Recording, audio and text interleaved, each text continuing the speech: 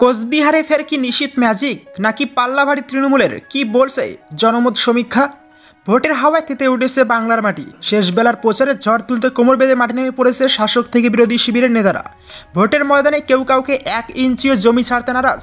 শেষ লোকসভা নির্বাচনে বাংলার 42 আসনের মধ্যে 22টি আসন নিজেদের খাতায় রাখতে পেরেছিল ঘাসফুল শিবির। সেখানে পদ্ম ফুটেছিল 18টি আসনে, 2টি আসন নিজেদের দখলে রাখতে পেরেছিল হাত শিবির। কিন্তু কি হতে চলেছে এবারের লোকসভা নির্বাচনে? বহরমপুর থেকে কৃষ্ণনগর, কোচবিহার রাজ্যের একের পর এক ভিআইপি আসনে কাদের দাপট দেখা যাবে, কি বলছে ওপিনিয়ন পোল? 2019 লোকসভা নির্বাচনে কোচবিহারে বিজেপি পেয়েছিল 48% ভোট, সেখানে তৃণমূল পেয়েছিল 44% ভোট। এবারও বিজেপির টিকিটে এই আসন থেকে লড়ছেন নিশীথ প্রামাণিক। তার প্রতিপক্ষ হিসেবে রয়েছেন তৃণমূল প্রার্থী জগদীশ চন্দ্র বসুনিয়া। জনমত সমীক্ষার পূর্বাভাস বলছে কোচবিহারে বিজেপি পেতে পারে 44% ভোট, তৃণমূল কংগ্রেস পেতে পারে 38% ভোট। যদিও এক্ষেত্রে মনস্থির করেননি 8%।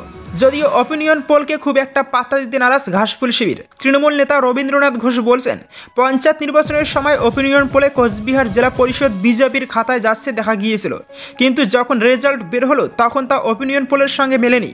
34টা আসনের মধ্যে 32টাই পেয়েছিল তৃণমূল কংগ্রেস। আর নিশীথ প্রামাণিক 5 বছরে 5 ঘন্টার জন্য তো কোচবিহারে থাকেননি, 5 টাকারও কাজ করেননি। প্রসঙ্গত 2019 সালে নিশীথ প্রামাণিক যখন বিজেপিতে যোগদান করেছিলেন তখন কেন তৃণমূল থেকে আসা নেতাকে টিকিট দেওয়া হয়েছিল তা নিয়ে বিজেপি নিচুতলার কর্মীদের মধ্যে ক্ষোভের সঞ্চার হয়েছিল। হাড্ডাহাড্ডি লড়াইয়ে 54,000 ভোটে নিশীথ প্রামাণিক জিতেছিলেন। রাজনৈতিক বিশ্লেষকদের মতে লোকসভা নির্বাচনে জয়ের নিরিখে এই ব্যবধান খুব একটা বেশি নয়। পরবর্তীকালে বিধানসভা লড়াইয়ে উদয়ন গুহকে 57 ভোটে হারান দিনহাটায়। উপনির্বাচনে দেখা যায় উদয়ন গুহ 1,68,000 ভোটে জিতেছেন। কিন্তু এই ম্যাজিক কী করে হলো সেই প্রশ্ন থেকেই গিয়েছে। প্রসঙ্গত বেশ কয়েকটি মাপকাঠি রেখে জনতার কাছে কিছু প্রশ্ন নিয়ে পৌঁছেছিলাম আমরা।